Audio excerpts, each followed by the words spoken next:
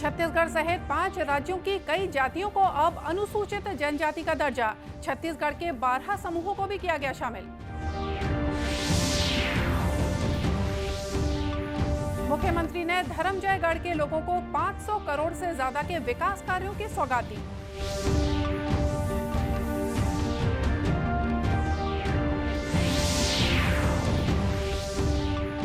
दूरदर्शन का 63वां स्थापना दिवस आज। केंद्रीय सूचना और प्रसारण मंत्री ने अधिकारियों और कर्मचारियों को दी बधाई।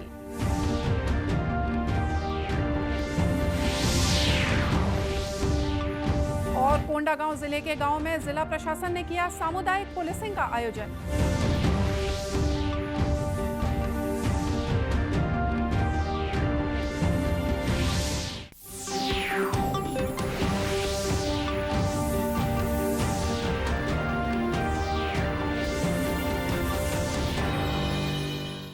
नमस्कार, आप देख रहे हैं दूरदर्शन समाचार। मैं हूं मोनिका शर्मा और आइए अब देखते हैं समाचार विस्तार से। छत्तीसगढ़ सहित 5 राज्यों की कई जातियों को अनुसूचित जनजाति में शामिल किया गया है। प्रधानमंत्री नरेंद्र मोदी की अध्यक्षता में हुई केंद्रीय मंत्रिपरिषद की बैठक में यह फैसला लिया गया। कैबिनेट के फैसलों के बारे में जानकारी देते हुए केंद्रीय जनजातीय कार्य मंत्री अर्जुन मुंडा और सूचना और प्रसारण मंत्री अनुराग सिंह ठाकुर ने बताया कि छत्तीसगढ़ की 12 ऐसी जातियों को अनुसूचित जनजाति में शामिल किया गया है, जिनमें से 11 पर्यायवाची शब्द के रूप में और एक अन्य जाति शामिल है। छत्तीसगढ़ राज्य के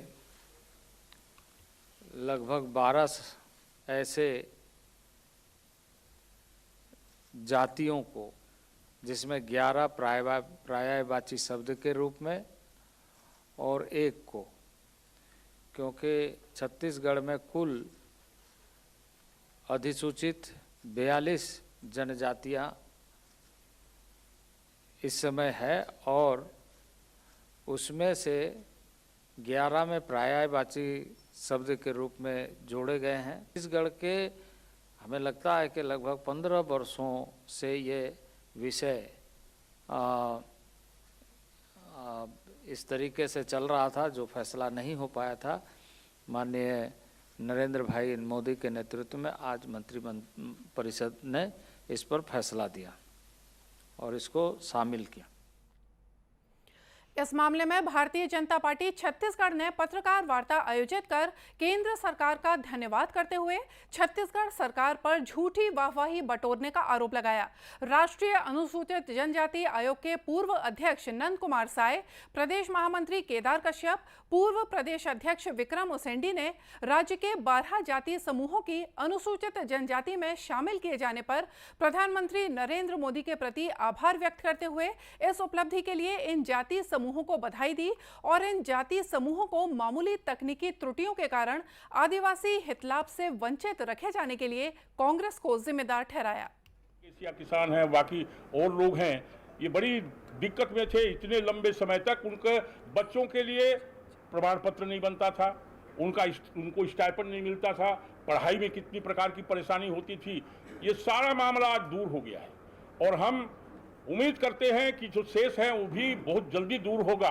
और ये 12 जनजाति वर्ग के लोग, कल बहुत सारे लोगों का हमारे पास टेलीफोन आया था और मैंने कहा कि अच्छा हो गया है, लेकिन शेष जो है उनका भी हम लोग और प्रयत्न करेंगे। मैं इस शुभ काम के लिए माननीय प्रधानमंत्री जी और जो जनजाति कार्य मंत्री हैं और सारा मंत्रिमंडल बैठ करके इसका निर्णय किया, उनके लिए अत्यधिक और अशेष साधुवाद प्रेषित करता हूं, उनके प्रति आभार व्यक्त करता हूं। केंद्र सरकार के इस फैसले का स्वागत करते हुए कांकेर जिले के अंतागढ़ तहसील कार्यालय में जाति प्रमाण पत्र बनाने आए कुंदन कुमार ने बताया कि लोगों को इसका बेहतर फायदा मिलेगा। तो वहीं आदिवासी समुदाय से आने वाले युवक उमेश उसारे ने उक्त निर्णय का स्वागत किया है। शासन के सहयोग से इनको आदिवासी सम्मिलित किया गया है। अब इनको फायदा होगी, इनको कोई जाति प्रमाण पत्र बनने की नहीं आवश्यकता ही नहीं पड़ेगी। इनको जो भी लाभ मिलेगा आदिवासियों का, उनको भी लाभ उनको मिलेगा। 12 जाति समुदाय को एसटी वर्ग में शामिल किया गया है, जो कि सरकार की बहुत ही सराहनीय पहल है। ग्रामीण क्षेत्र के लोगों को इस मात्रात्मक त्रुटि का लाभ नहीं मिल रहा था, जो कि अब लाभ मिलेगा। आपको बता दें कि इन 12 समुदायों में मात्रात्मक त्रुटियों को सुधारकर अनुसूचित जनजाति में शामिल किया गया है। और आइए इस संबंध में ज्यादा जानकारी लेते हैं पंडित रविशंकर शुक्ल विश्वविद्यालय के समाज शास्त्र विभाग के प्रमुख और सह प्राध्यापक डॉक्टर निस्तुर कुजूर से। डॉक्टर कुजूर। जी जी जी, हेलो जी डॉक्टर कुजूर, आपका बहुत बहुत स्वागत है दूरदर्शन समाचार में। जी, thank you madam. Doctor Kujur, Chhattisgarh सहित 5 राज्यों की जातियों को अनुसूचित जनजाति में शामिल किया गया है, तो केंद्र सरकार की इस पहल को आप कैसे देखते हैं? क्योंकि ये केंद्र सरकार का मैं इसको पॉजिटिव में देख रहा हूँ, क्योंकि ये जो जनजाति समूह, विशेषकर छत्तीसगढ़ के जो 12 जनजाति समुदाय के लोगों को जो अभी जनजाति जो जाति थे, जिसको जनजाति की सूची में शामिल करने के लिए लेटर उन्होंने आदेश जारी किया है। वास्तव में देखा जाए तो ये जो जनजाति समूह पिछले कई वर्षों से लगातार प्रयासरत थे, क्योंकि उनका आपस में मिलता जुलता मात्रात्मक त्रुटि के कारण ये वास्तव में जनजाति का लाभ से ये वंचित था। और अब चूंकि इनको जनजाति में शामिल किया गया है, तो मेरे को लगता है कि इनको एक नई पहचान मिलेगा। और पहचान के साथ ही साथ सरकार की जितने भी योजनाएं हैं, चाहे वह जाति प्रमाण पत्र आसानी से इनको अब मिल पाएगा, शिक्षा से संबंधित, स्वास्थ्य से संबंधित, और जितने भी जनजाति समुदाय के लिए जो सरकार की योजनाएं हैं, उन योजनाओं का लाभ अब इनको आसानी से मिलेगा। तो मैं सोचता हूं इनके जीवन स्तर सुधार में ये जो प्रयास है सरकार का, ये वास्तव में बहुत अच्छा होगा। जी बिल्कुल डॉक्टर कुजूर, और इन जो 12 जातियों को शामिल किया गया है अनुसूचित जनजाति में, तो इससे प्रदेश के विकास में आपके हिसाब से कितनी मदद मिलेगी? प्रदेश में खासकर हम बात करते हैं तो ये है कि इससे जनजाति जो आबादी है उसमें एक तरह की वृद्धि होगी। और दूसरी बातें हैं कि प्रदेश की विकास में कहाँ तक बात करेंगे, जो आप प्रश्न पूछ रहे हैं, इससे तो मेरे को लगता है कि ये है कि जनजाति आबादियों की संख्या में वृद्धि होगी और इससे जनजातियों को एक तरीका से बेनिफिट भविष्य में हो सकता है। जैसे यदि मैं बात करूं तो इसको अन्यथा नहीं लेना चाहिए। जैसे हम आबादी के दृष्टि से अभी आरक्षण की बात हम करते हैं, तो जनजाति समुदाय की जो आबादी है उसमें कुछ परिवर्तन होगा, कुछ ऊपर उनकी जनसंख्या में वृद्धि होगी, जो कि आदिवासी कम्युनिटी के लिए जो छत्तीसगढ़ के राज्य की जनजाति जनसंख्या है, वो उस दिशा में ये इनका एक कंट्रीब्यूशन होगा। और भविष्य में ये जनजाति समुदाय के विकास के लिए और उनके जो अधिकार की जो हम बात करते हैं, उनके विकास की बात करते हैं, इसके लिए यह सही सिद्ध होगा। जी धन्यवाद डॉक्टर कुजूर इस तमाम जानकारी के लिए। और खबरों में आगे बढ़ते हैं।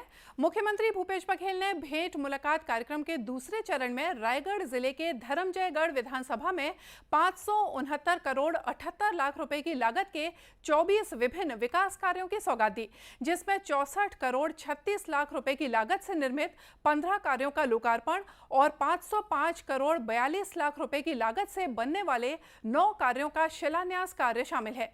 मुख्यमंत्री भूपेश बघेल ने कार्यक्रम के दौरान जिन कार्यों का लोकार्पण किया, उनमें लोक निर्माण विभाग द्वारा 24 करोड़ 74 लाख रुपए की लागत से घरघोड़ा बाईपास मार्ग का उन्नयन कार्य, शिक्षा विभाग द्वारा 74 लाख रुपए की लागत से घरघोड़ा के ग्राम भालूमार में नवीन हाई स्कूल भवन निर्माण और 75 लाख रुपए की लागत से धर्मजयगढ़ अंतर्गत ग्राम ससकोबा में शासकीय हाई स्कूल भवन का निर्माण कार्य शामिल है।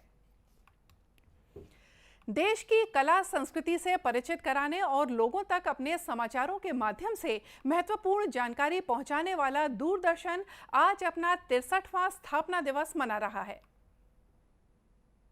सेवा प्रसारक दूरदर्शन को शुरू किया। उस दौरान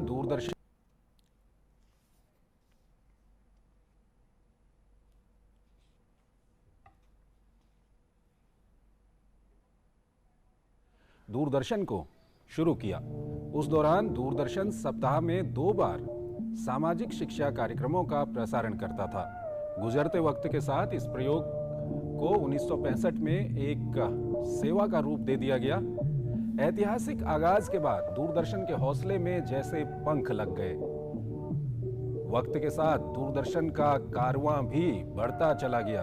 कृषि प्रधान देश होने के नाते और लोगों की निर्भरता कृषि पर होने की वजह से किसानों से संबंधित कार्यक्रम कृषि दर्शन का 26 जनवरी 1967 को प्रसारण आरंभ हुआ। ये डीडी पर प्रसारित होने वाला पहला कार्यक्रम था। एशियाई खेलों का कलर टीवी पर प्रसारण के कारण इसको देखना काफी रोमांचकारी था।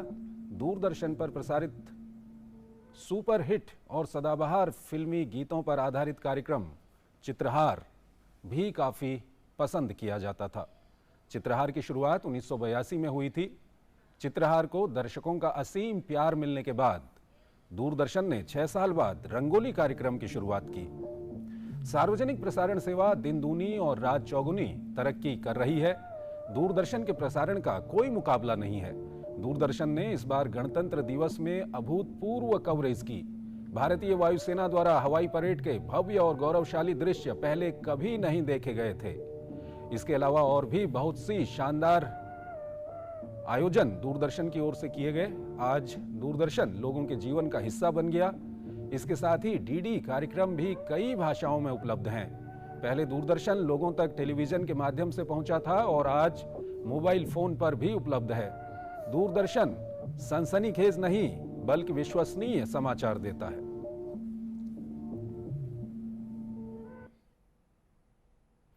दूरदर्शन के स्थापना दिवस पर सूचना और प्रसारण मंत्री अनुराग सिंह ठाकुर ने अधिकारियों और कर्मचारियों को बधाई दी है। उन्होंने एक ट्वीट संदेश में कहा कि ये एक बहुत महत्वपूर्ण दिन है।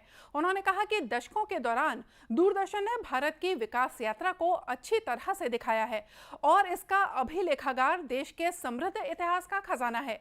उल्लेखनीय है कि दूरदर्शन की स्थापना आज ही के दिन 1959 में हुई थी। राजनांदगांव के दिग्विजय स्टेडियम में पहली बार भारतीय आयुर्विज्ञान संस्थान के सहयोग से स्वास्थ्य शिविर का आयोजन किया गया, जहां पर एम्स के 2 दर्जन से ज्यादा विशेषज्ञ चिकित्सकों ने 500 से ज्यादा लोगों की स्वास्थ्य जांच कर परामर्श दिया। इस अवसर पर दवाएं भी निःशुल्क दी गई। इस शिविर में एम्स के डायरेक्टर डॉक्टर नितिन नागरकर सहित 2 दर्जन से ज्यादा विषय विशेषज्ञ चिकित्सकों ने अपनी सेवाएं दी। एम्स के डायरेक्टर डॉक्टर नितिन नागरकर ने बताया कि जब वे अस्पताल से बाहर निकलकर इलाज करते हैं तो अलग अलग तरह के मामले सामने आते हैं। उन्होंने बताया कि राजनांदगांव में मधुमेह, रक्तचाप, महिलाओं में रक्त की कमी और श्रवण बाधित मरीज काफी संख्या में मिलते हैं। इस कार्यक्रम में भाजपा के राष्ट्रीय उपाध्यक्ष और पूर्व मुख्यमंत्री डॉक्टर रमन सिंह शामिल हुए। इस मौके पर उन्होंने एम्स के डॉक्टरों को प्रतीक चिन्ह भेंट कर सम्मानित किया। इस अवसर पर डॉक्टर सिंह ने आयोजकों को बधाई देते हुए कहा कि उन्होंने स्वास्थ्य शिविर लगाकर एक ऐतिहासिक काम किया है। उल्लेखनीय है कि स्वास्थ्य शिविर के माध्यम से हेड एंड नेक, नाक, कान, गला, हृदय रोग, स्त्री रोग, शल्य रोग और शिशु रोग के मरीजों की जांच और उपचार किया गया। वहीं निःशुल्क दवाइयां देकर लोगों का उपचार भी किया गया, जिससे मरीजों को काफी मदद मिली है। बेमेतरा जिले की ग्राम सलधा के रहने वाले राम नारायण तिवारी अपनी विशेष कला के कारण इन दिनों काफी चर्चा में हैं। वे अपनी नाक से बांसुरी बजाते हैं। उनकी इस कला से क्षेत्र के लोग काफी प्रभावित हैं।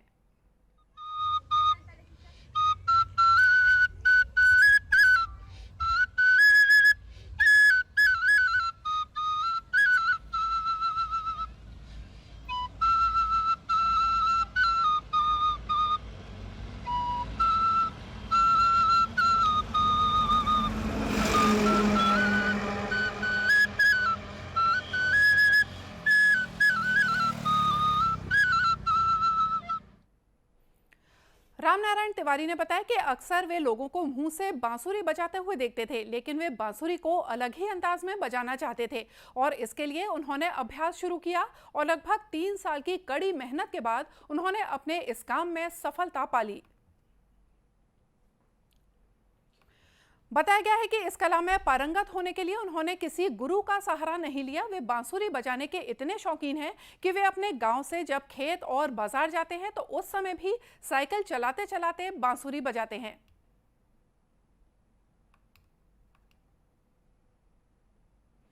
और आइए अब देखते हैं कुछ खबरें जिलों से।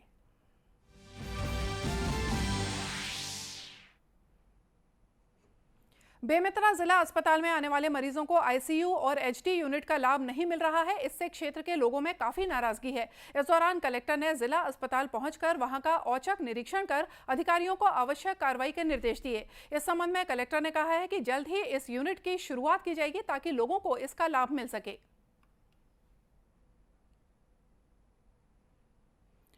कोंडागांव जिले के गांव में जिला प्रशासन द्वारा सामुदायिक पुलिसिंग का आयोजन किया जा रहा है। इसी कड़ी में कलेक्टर दीपक सोनी और पुलिस अधीक्षक दिव्यांग पटेल बड़े राजपुर विकासखंड के अंतिम छोर पर बसे संवेदनशील ग्राम बस्तर बुडरा और भालूपानी पहुंचे। पहली बार कलेक्टर और पुलिस अधीक्षक को अपने बीच पाकर ग्रामीणों की खुशी का कोई ठिकाना नहीं था। इस दौरान कलेक्टर और एसपी द्वारा स्थानीय युवाओं, छात्र छात्राओं और स्कूली बच्चों को वॉलीबॉल और क्रिकेट किट का वितरण करते हुए सभी को टी-शर्ट्स भी दी गईं। राष्ट्रीय पोषण माह के तहत भिलाई में विश्वविद्यालय स्तरीय खुली शाकाहारी व्यंजन स्पर्धा का आयोजन किया गया। इस स्पर्धा में विभिन्न महाविद्यालयों, स्कूलों और स्वयंसेवी संस्थानों के 300 से ज्यादा छात्राओं और महिलाओं ने हिस्सा लिया। दुर्ग विश्वविद्यालय की कुलपति डॉक्टर अरुणा पल्टा ने स्पर्धा का शुभारंभ किया और विजयी प्रतिभागियों को पुरस्कृत भी किया। और इसी के साथ ये समाचार बुलेटिन यहीं समाप्त हुआ। नमस्कार।